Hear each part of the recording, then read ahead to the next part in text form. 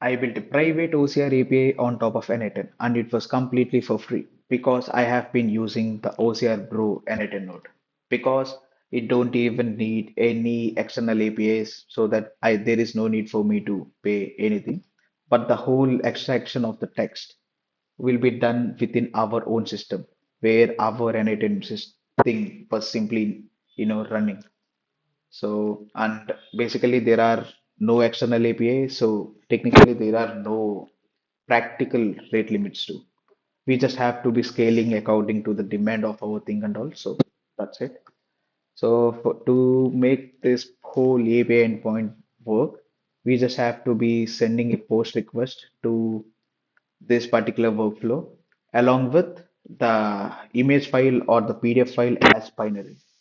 So that's how, we will be triggering this workflow and we will be sending that binary data to the, image pros node and we will be responding back with the extracted text. Okay, so let's just see things in action. Let me just, send the sample image as a binary thing. See, it simply extracted the text and even replied back to us. This was the extracted text over here. So this is how things work. So scale today.